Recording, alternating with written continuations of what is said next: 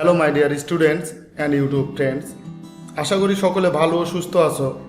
আমি Debashis, welcome to my channel Dev reviews. আজকের ভিডিওতে থাকছে সি শার্পে অ্যারের কত প্রকার ও কি কি, ওয়ান ডাইমেনশনাল অ্যারে কি ও কোনো অ্যারের সকল এলিমেন্টকে অ্যাসেন্ডিং ও ডিঅ্যাসেন্ডিং অর্ডারে সাজানোর জন্য একটি সি শার্পে প্রোগ্রাম। আর যারা এখনও আমার চ্যানেলটি সাবস্ক্রাইব করনি তাদের বলছি, please subscribe my channel and don't forget to press the bell icon.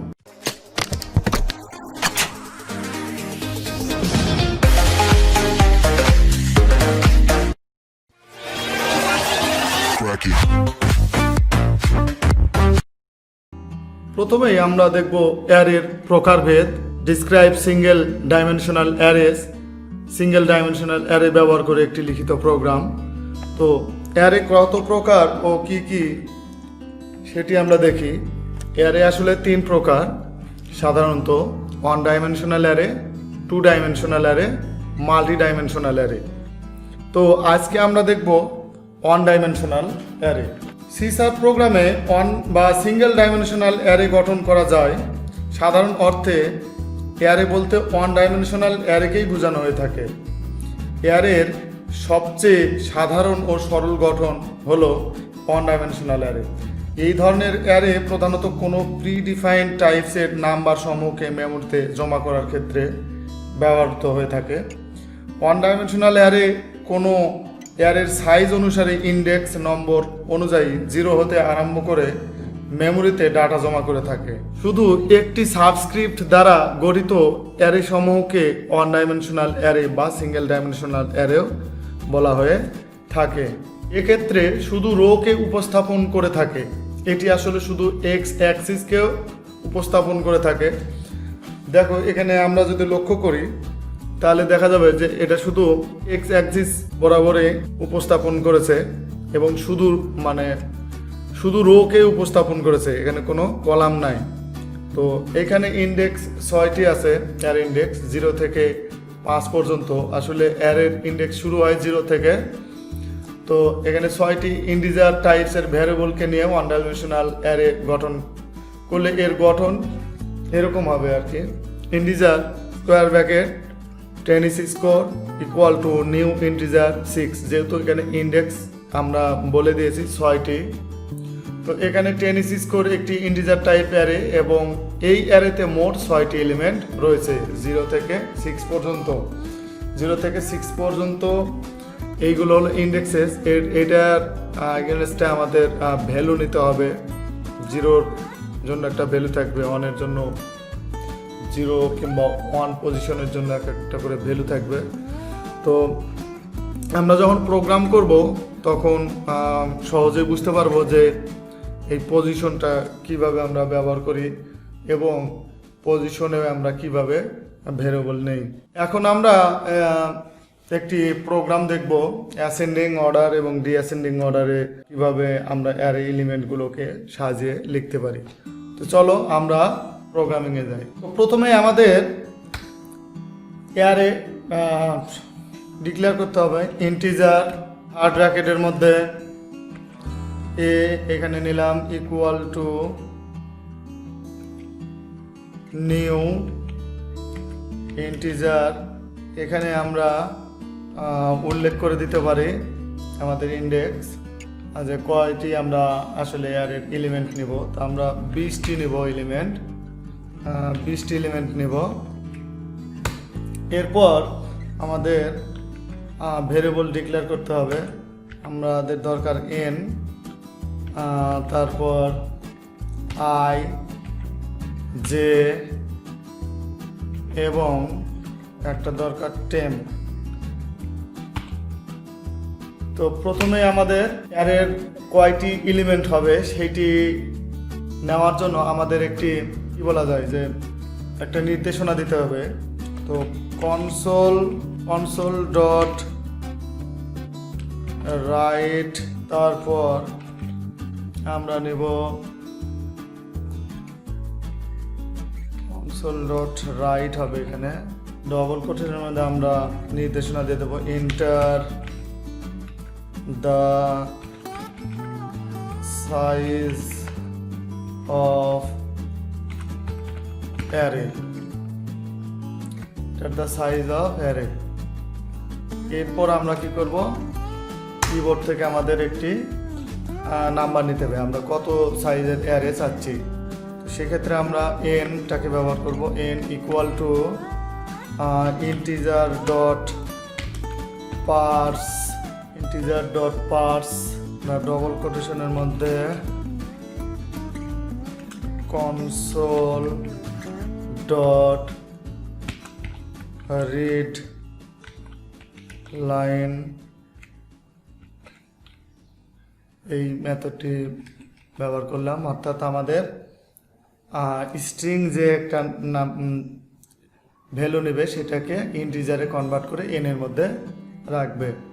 এরপর আমরা আরেকটা দেখতে পারি, কনসোল ডট রাইট লাইন,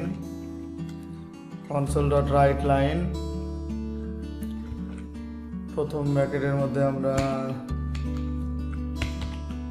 এখানে লিখে দেব ইন্টার পজিশন ব্যবহার করব আমরা, ইন্টার এলিমেন্টস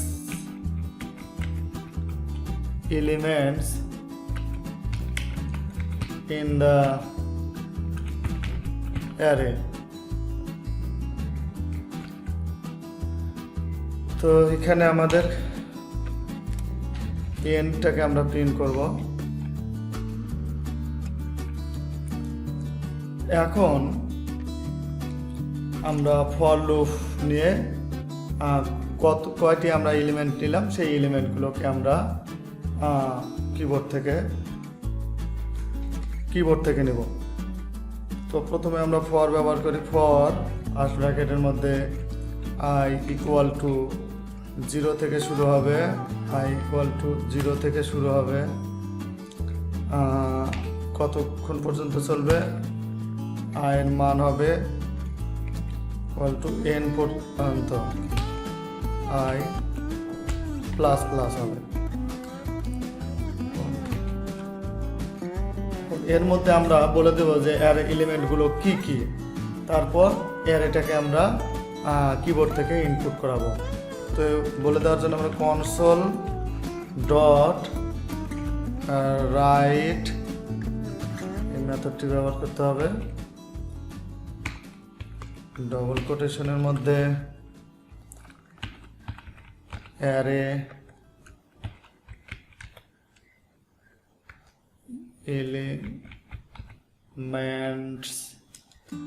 এলিমেন্ট কি থাকবে,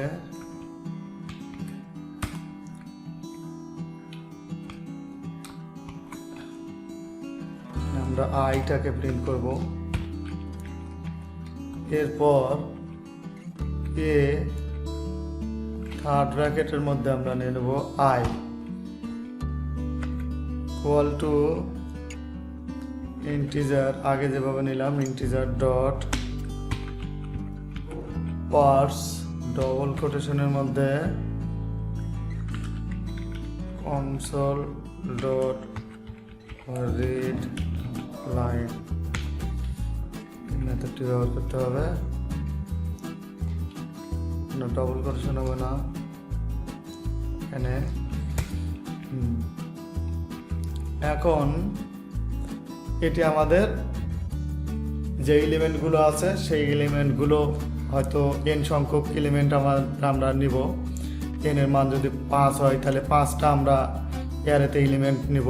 তো এই পর্যন্ত আমাদের এলিমেন্টগুলো নেওয়ার কাজ শেষ। এখন মেন কাজটা হচ্ছিল এইগুলোকে শর্টিং করা, মূল জিনিসই হলো শর্টিং করা, এটাই বোঝার বিষয় আছে এইটুকু। তো এই জাস্ট আমরা অ্যারের সাইজ, অ্যারে এলিমেন্টগুলো ইনপুট নেওয়া, এটা দেখলাম। এখন এগুলোকে কিভাবে আমরা শর্টিং করব, প্রথমে আমাদের ফর লুপ ব্যবহার করতে হবে। ফরের মধ্যে i ইকুয়াল টু 0 থেকে শুরু হবে,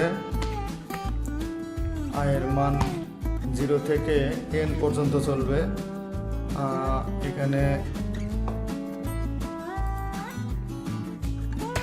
ইকুয়াল টু না, এখানে এন পর্যন্ত আমরা দিব, এন পর্যন্ত চলবে, আই প্লাস প্লাস হবে। তো ফরের মধ্যে আমাদের আর একটা ফর নিতে হবে, যেটাকে নেস্টেড লুপ আমরা এর আগে পড়ে আসছি। তো নেস্টেড লুপ এখানে ব্যবহার করার প্রয়োজন। এখন ফরের মধ্যে আমাদের দুইটা পজিশন, এটা আমি অবশ্য তোমাদের একটু পর বুঝাচ্ছি, আমি আগে লিখে নিই এটা। যে equal to I plus on, যে চলবে হলো এন পর্যন্ত, এটাও যে প্লাস প্লাস।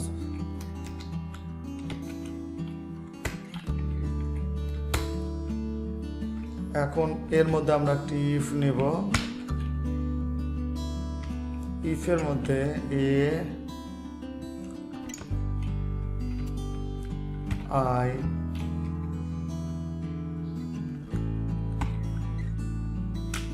এ যে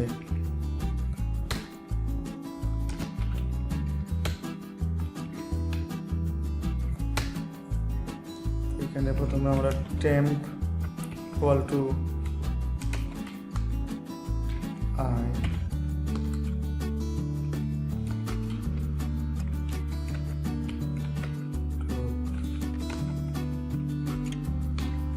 যে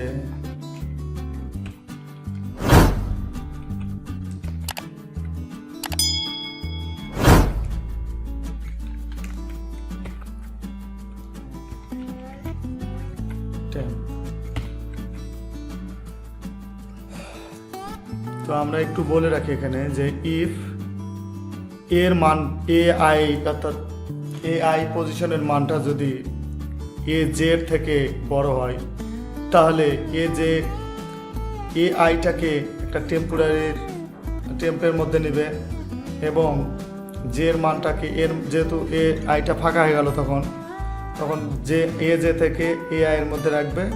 তো এখন যে ফাঁকা হয়ে গেল, আর টেম্পের মানটা তখন এর মধ্যে রেখে দিলাম। তো এটাই হলো মূল লজিক শর্টিংয়ের। এখন আমরা এই যে শর্টিং করার পর এ আইটাকে প্রিন্ট করব। তো অ্যারে প্রিন্ট করার জন্য আমাদের ফর ব্যবহার করতে হয়, অ্যারে লিস্ট প্রিন্ট করার জন্য। তো তার আগে আমরা আরেকটি বলে দেই যে অ্যাসেন্ডিং অর্ডারে সাজানোর জন্য console dot right double quotation, তার মধ্যে আমরা ব্যবহার করব নিউ লাইন অ্যাসেন্ডিং অর্ডার। এখন আমরা ফরের মধ্যে প্রিন্ট করব কত থেকে কত পর্যন্ত, আই ইকুয়াল টু 0 থেকে আই এর মান হবে এন পর্যন্ত, এন এর ছোট হবে আর কি, পর্যন্ত আই প্লাস প্লাস। সেকেন্ড ব্র্যাকেটের মধ্যে আমরা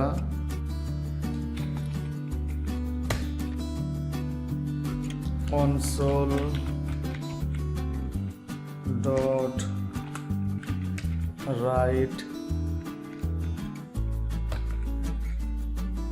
মধ্যে দেব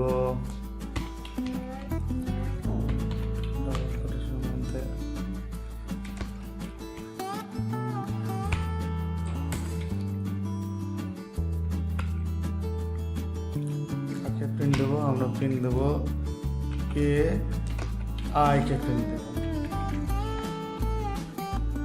তো এখন হয়ে গেল প্রিন্ট দেওয়া। এখন এইটাকে স্ক্রিনে রাখার জন্য আমাদের আর একটা মেথড ব্যবহার করতে, কনসোল ডট রিড কি মেথড, তাই না, ডট রিড কি মেথড ব্যবহার করতে। এই তো আমাদের প্রোগ্রাম হয়ে গেল। এখন যদি এটিকে আমরা রান করি, প্রথমে সেভ করে নেই, রান করি। আমাদের এইখানে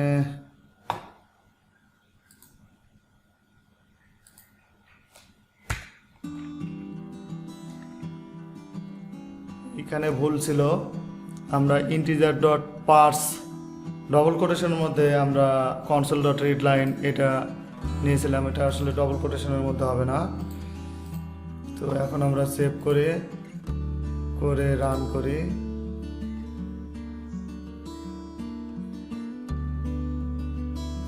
এখন বলছে enter the size of array, কত আমরা কয়টা এলিমেন্ট নেব। তো প্রথম 4টা নেই। প্রথম নাম্বারটা দিলাম ধরো 3, তারপরের নাম্বারটা দিলাম 6, তারপরের নাম্বারটা 5, তারপরের নাম্বারটা 8। এখন যদি আমি এটা দেখি, অ্যাসেন্ডিং অর্ডারে সাজানো হয়েছে, দেখো 3, 5, 6, 8, অর্থাৎ ছোট থেকে বড় সাজাইছে। দেখো প্রথমে 3, তারপর 5, 6, 8। আমরা যদি আরেকবার দিয়ে দেখি, রান করি আরেকবার, একটু 5টা নিলাম, বড় সংখ্যা নেই, ধরো 100 নিলাম, 90, তারপর 95, 70, তারপর 110। দেখো এখন যে অ্যাসেন্ডিং অর্ডারে 70, 90, 95, 100, 110, অর্থাৎ আমাদের প্রোগ্রামটি কাজ করছে। তো এখন আমি এটি তোমাদের বুঝাই কিভাবে কাজ করে। আসলে বোঝানোর মধ্যে এই জিনিসটাই হলো মূল জিনিস, এই শর্টিং করাটাই হচ্ছিল মূল পূজার জায়গা। আর বাদ বাকি এগুলো তো তোমরা জানোই। প্রথমে এটাতে হচ্ছিল তোমার অ্যারে আমরা মানটা নিলাম, ডিক্লেয়ার করলাম যে 20 পর্যন্ত আমরা সর্বোচ্চ 20টা এলিমেন্ট নিতে পারবো। এই লাইন দিয়ে বোঝাচ্ছে integer n, i, j, temp এই কয়েকটা ভেরিয়েবল আমরা ডিক্লেয়ার করলাম। এখানে আমরা বলে দিলাম যে কনসোল ডট রাইট এর মাধ্যমে যে enter the size of array, এটা আসলে এই লেখাটা প্রদর্শন করার জন্য যে কতগুলো অ্যারে হবে সে নির্দেশনা দেওয়ার জন্য আপনি কত সংখ্যক এলিমেন্ট চাচ্ছেন। তো সেটাকে আমরা ইনপুট নেওয়ার জন্য কিবোর্ড থেকে এই লাইনটি ব্যবহার করেছি, এবং স্ট্রিং ভ্যালুটাকে ইন্টিজার ভ্যালুতে রূপান্তর করবে, এই জন্য integer dot parse console read line এইটি ব্যবহার করা হয়েছে, এই ফাংশনটি। এবং ইনপুট নেওয়ার পর এই মানটিকে n এর মধ্যে রাখবে। এখন এই লাইনটির হলো যে কত সংখ্যক এলিমেন্ট ইন্টার করা হলো, সেটা যে ইন্টার যদি আমরা 5টি এখানে 5 নেই, তাহলে inter 5 elements in the array, অর্থাৎ এই এনটাকে এখানে আমাদের প্রিন্ট করা হয়েছে যে 5 যদি হয়, 5 যদি হয় তো 5, যদি 10টি এলিমেন্ট নেই আমরা, তাহলে এখানে inter 10 elements in the array এটাই দেখাবে। এরপর আমরা এই অ্যারেগুলোকে পর্যায়ক্রমে লেখার জন্য, ইনপুট নেওয়ার জন্য আমরা ফর লুপ ব্যবহার করেছি আবার। তো এই অ্যারে এলিমেন্টগুলোকে আমরা ইন্ডেক্সে পজিশন করে আমরা সাজাবো। তো সেটি করে লেখার জন্য অ্যারে এলিমেন্ট 0, আইটাকে আমরা প্রিন্ট দিয়েছি, আই 0 থেকে শুরু হবে n পর্যন্ত, অর্থাৎ এই n এর মান যত হবে এই ততক্ষণ পর্যন্ত এই লুপটা চলবে। তারপর কি করলাম, আমরা এইটার যে মানগুলো আছে সেইগুলোকে কিবোর্ড থেকে ইনপুট দিলাম এই লাইনের মাধ্যমে। তো এখন মূল কাজ হচ্ছিল এইখানে এই শর্টিংটা আমি তোমাদের একটু পর দেখাচ্ছি। আর এটি হলো অ্যাসেন্ডিং অর্ডারে, আমরা এখানে আরেকটি নিউ লাইন দিয়ে দিলে পরের লাইনে দেখাবে।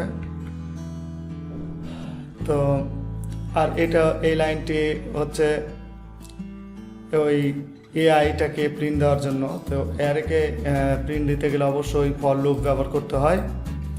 তো ফর লুপের মাধ্যমে আমরা এই যে শর্টিং করার পর যে এআই থাকবে আমাদের, আর সেইটাকে এখানে প্রিন্ট দিলাম, আর এটা হচ্ছিল স্ক্রিনে ফলাফলটা ধরে রাখার জন্য। তো চলো আমরা এই সেকশনটা বুঝি।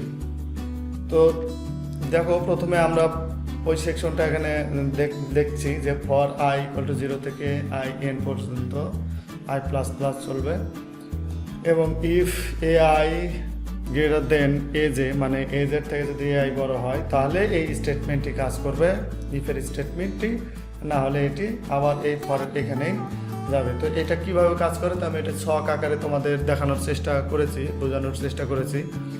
তো প্রথমেই আমরা দেখি i এর মান কত, এখানে i এর মান 0। তো i এর মান 0, আর যদি i এর মান 0 থেকে যেহেতু শুরু হচ্ছে, এখানে i এর মান 0 থেকে শুরু হচ্ছে হলে এই ফরের মধ্যে ঢুকে গেল, ফরের মধ্যে আবার কি পেলো, আর একটা ফর পেয়েছে। তো এই ফরের প্রথমে কি শুরু, জে আছে, জে = i+1। তো i এর মান কত, 0, তাহলে জে এর মান কত হবে, 0 + 1 সমান জে এর মান হবে 1। তো দেখো এখানে জে এর মান 1। তো আমাদের এখানে আমি 4টি এলিমেন্ট নিয়েছি, এই 4টি এলিমেন্ট শর্টিং করে তোমাদের দেখাবো যে কতগুলো অ্যারে এখানে এলিমেন্ট থাকবে। এখানে 4টি এলিমেন্ট নিয়ে আমি কাজ করতেছি। তো জে এর মান কত হলো 1, তাহলে এটি এক্সিকিউট হবে, মানে ফরের ভিতরে ঢুকে গেল। ফরের মধ্যে তারপর কোন অংশটি পেল, ইফের মধ্যে কন্ডিশন আছে, অর্থাৎ i এর মান কত, 0, অর্থাৎ এই 0-র পজিশনে যে মানটি থাকবে সেটি। এখন i = 0, অর্থাৎ 0 পজিশনে কি আছে, 5 আছে। জে = কত, 1, তো 1 পজিশনে কি আছে, 6 আছে। তো তাহলে এখানে এর মান, ai এর মান হয়ে গেল 5, আর aj এর মান হয়ে গেল 6। তো 5 কি 6-এর থেকে বড়, এটা ইফের কন্ডিশন। তো 5 কি 6-এর থেকে বড়, তো না, 5 6-এর থেকে বড় না। তার মানে কি, এই ইফটির ভিতরে যে স্টেটমেন্টটি আছে এটি কাজ করবে না, অর্থাৎ পরের ধাপে চলে যাবে, এই জে এর মধ্যে আবার চলে আসবে। তো পরের ধাপে কি হবে, পরের ধাপে এইখানে তো আর গেল না, অর্থাৎ ওই i = 0 থাকলো, জে এর মান কি হবে, আর 1 বাড়বে। তাহলে প্রথমে জে এর মান কত ছিল, 1 ছিল, তাহলে এখানে যেহেতু জে ++ আছে, তাহলে 1 থাকলে 1 এর সঙ্গে 1 যোগ করলে কত হয়, 2 হয়। তাহলে এখানে জে এর মান হয়ে গেল 2। তাহলে i এর মান 0-ই থাকলো, 0 পজিশন, আর জে এর মান পজিশন 2। তাহলে এখন পজিশন 2 এর সঙ্গে পজিশন 0 কম্পেয়ার হবে। তো এখানে ai সমান তাহলে 5 হচ্ছে, আর aj সমান হচ্ছে 3। তাহলে 3-এর থেকে কি 5 বড়, কন্ডিশন আসতেছে এরকম, 3-এর থেকে 5 কি বড়, হ্যাঁ 3-এর থেকে 5 বড়। এখন দেখো এই ইফ স্টেটমেন্টের মধ্যে যে এই ইফ কন্ডিশনের মধ্যে যে স্টেটমেন্টটি আছে এইটি কাজ করবে, কারণ এই কন্ডিশনটি সত্য হয়েছে। তো যেহেতু এটি কাজ করবে, তাহলে ai এর সমান কত ছিল, 5। তো এই 5টিকে টেম্পের মধ্যে নিয়ে নিল, অর্থাৎ আইটি তখন ফাঁকা হয়ে গেল। তো i এর মধ্যে তখন কি করবে, az দিয়ে দেবে, az মান কত, 3। তাহলে 3টি চলে আসবে এই 0 পজিশনে, অর্থাৎ ai এর এখানে, আর azটি টেম্পের মধ্যে যে মানটি ছিল 5, কারণ ai থেকে তো টেম্পের মধ্যে নেওয়া হয়েছে, তাই না। তো ai থেকে যখন টেম্পের মধ্যে নেওয়া হলো, তো টেম্পের মানটা তখন az এর মধ্যে দিতে দেওয়া হবে। তাহলে টেম্পের মান ছিল 5, 5টা চলে যাবে তখন এই পজিশন 2-এ। তো সেটি আমরা দেখি পরবর্তী ধাপে। দেখো এই 3টি চলে এসেছে এইখানে, আর 5টি চলে গেছে এই পজিশন 2-এ। এখন আবার এইটি সত্য, যেহেতু এই লুপ চলতে থাকবে, জে এর মান আর 1 বাড়বে, কারণ জে এর মান এখানে 2 ছিল, 1 করে বাড়লে জে এর মান 3 হয়ে গেল। i এর মান ঠিকই থাকবে 0। এখন 0-র সঙ্গে জে এর মান যেহেতু 3 পজিশনে কি আছে, 8। এই 3-এর সঙ্গে 8 কম্পেয়ার করা হবে, অর্থাৎ ai এর মান এখন 3, এজ এর মান হচ্ছে 8। তো 3 কি 8-এর থেকে বড়? এরকম দাঁড়াচ্ছে যে 3 কি 8-এর থেকে বড়? না, 3 8-এর থেকে বড় না, মানে এই স্টেটমেন্টটি এখন কাজ করবে না। তো এটি আবার চলে যাবে কোথায়? এই ফর জের এই লুপে। এখানে জের মান তখন 1 যদি বাড়ে তাহলে কত হবে? 4 হয়ে যাবে। কিন্তু এখানে বলেই দেওয়া আছে যে চলবে কতক্ষণ পর্যন্ত? জের মান চলবে হলো n সংখ্যক পর্যন্ত, অর্থাৎ 0 থেকে আমরা 3 পর্যন্ত নিয়েছি। তো 4, এখানে 4 তো নাই, তাই না? তো কি হবে তখন? এটি আর কাজ করবে না, এই লুপটি চলে যাবে আবার প্রথমে। অর্থাৎ আয়ের মান আগে কত ছিল? 0, এখন 1 যদি বাড়ে, i প্লাস প্লাস যেহেতু দেওয়া আছে, 0-র সাথে 1 যোগ করলে হবে 1, তাহলে আয়ের মান হয়ে গেল 1। আর জের মান তাহলে কত হবে? জের মান হবে i প্লাস 1, তাহলে i সমান সমান 1 প্লাস 1 সমান কত? 2, জের মান হয়ে যাবে 2। তাহলে আয়ের মান এখন আমরা যদি কম্পেয়ার করি, আই পজিশন তাহলে কত? 1-এ আছে, তো 1 পজিশনে কত আছে? 6, আর জের মান 2। 2 নম্বর পজিশনে কি আছে? 5। তো আয়ের মান এখানে 6, জের মান হয়ে গেল 5। তো 6 কি 5-এর থেকে বড়? হ্যাঁ, 6 5-এর থেকে বড়, তাহলে এই স্টেটমেন্টটি এখন কাজ করবে। তাহলে এ আয়ের মান টেম্পের মধ্যে রেখে দেবে। এ আয়ের মান এখন এখানে 6টা টেম্পের মধ্যে রেখে দিল। এখন এজের যে মানটি আছে, এজে থেকে কত মান দেওয়া আছে? 5, এই 5টি চলে যাবে এ আয়ের এখানে। আর টেম্পে যে মানটি দেওয়া ছিল 6, সেই 6টি চলে যাবে এজের কাছে, মানে এইখানে চলে যাবে। সেটা যদি আমরা দেখি পরের লাইনেতে, দেখো 3, এই 5টি চলে আসছে এখানে, আর 6টি চলে গেছে এইখানে। এখন এটি আবার এখানে চলে আসবে, আসার পর জের মান, আয়ের মান ঠিকই থাকবে, i ইকুয়াল টু 1, জের মান কত ছিল? 2, যেহেতু জের মান 1 করে বাড়বে। 2-এর পর কত হয়? 3, 2-এর পর 3 হয়। তো এখন 1 নম্বর পজিশনের সাথে 3 নম্বর পজিশন কম্পেয়ার হবে। তো 1 নম্বর পজিশনে আছে 5, এ আই হলো 5, এ জে হচ্ছে 8। তো 5 কি 8-এর থেকে বড়? না, 5 8-এর থেকে বড় না, অর্থাৎ এই স্টেটমেন্টে এখন কাজ করবে না, চলে যাবে ফর এই জায়গায় গিয়ে জে প্লাস প্লাস হয়ে যাবে, জের মান 4 হয়ে যাবে। 4 হলেই তো এটি আর এক্সিকিউট হবে না, চলে যাবে পরে গিয়ে i equal to i plus 1 হয়ে যাবে, অর্থাৎ আইয়ের মান হয়ে যাবে 2, আর এখানে জের মান হয়ে যাবে i প্লাস 1। তাহলে আয়ের মান কত? 2 প্লাস 1, তাহলে 3, যে সমান হয়ে যাবে 3। তাহলে এখন কম্পেয়ার হবে i ইকুয়াল টু 2, অর্থাৎ 2 নম্বর পজিশনের সাথে 3 নম্বর পজিশনে। তো এ আই এখন হচ্ছে 6, আর এ জে হচ্ছে 8। তো 6 কি 8-এর থেকে বড়? এখানে প্রশ্ন হচ্ছে 6 কি 8-এর থেকে বড়? না, 6 8-এর থেকে বড় না, মানে এই স্টেটমেন্টটি কাজ করবে না। তাহলে কোথায় চলে যাবে? আবার চলে যাবে ফর জের এখানে। জের মান কত? 3, 3-এর সঙ্গে 1 যোগ হবে 4 মানে এখানে আমরা 4 সংখ্যা পর্যন্ত পজিশন নাই, তার মানে এটি কাজ করবে না, চলে যাবে এই ফরের এইখানে। এখানে i ইকুয়াল টু কত পাবে? i ইকুয়াল টু হয়ে যাবে তখন 3। এখানে জের মান কত হয়ে যাবে? তাহলে 3 প্লাস 1, অর্থাৎ হয়ে যাবে 4। তো আমাদের 4 পর্যন্ত এখানে পজিশন যেহেতু নাই, প্রোগ্রামটি ওইখানেই থেমে যাবে। তো এখন যদি আমরা ফাইনাল পর্যায়ে গিয়ে দেখি, দেখো এটি অলরেডি শর্টিং হয়ে গেছে। প্রথমে 3, তারপর 5 6 8, ছোট থেকে বড় পর্যন্ত আমাদের প্রোগ্রামটি সাজানো হয়ে গেল। তো এইভাবেই আসলে এই শর্টিংটা কাজ করে। তো এই প্রোগ্রামটি এই পর্যন্তই ছিল। এখন আমরা দেখব যে এইখানে আমাদের প্রশ্ন কি কি আসতে পারে। এই যতটুকু পড়লাম, অতি সংক্ষিপ্ত প্রশ্ন হতে পারে, অ্যারে কত প্রকার ও কি কি? ওয়ান ডাইমেনশনাল অ্যারে কাকে বলে? সংক্ষিপ্ত প্রশ্ন হতে পারে, ওয়ান ডাইমেনশনাল অ্যারে ব্যবহার করে সি শার্পে একটি প্রোগ্রাম লেখো। ওয়ান ডাইমেনশনাল অ্যারে, আমি যে তোমাদের অ্যারের একটি প্রোগ্রাম গত ভিডিওতে দিয়েছিলাম, সেই প্রোগ্রামটি দিলেই হবে। রচনামূলক প্রশ্ন আসতে পারে, কোনো অ্যারের সকল এলিমেন্টসকে অ্যাসেন্ডিং অর্ডারে সাজানোর জন্য একটি সি শার্পে প্রোগ্রাম লেখো। এটি খুবই গুরুত্বপূর্ণ একটি কোশ্চেন, ফাইনালে আসতে পারে।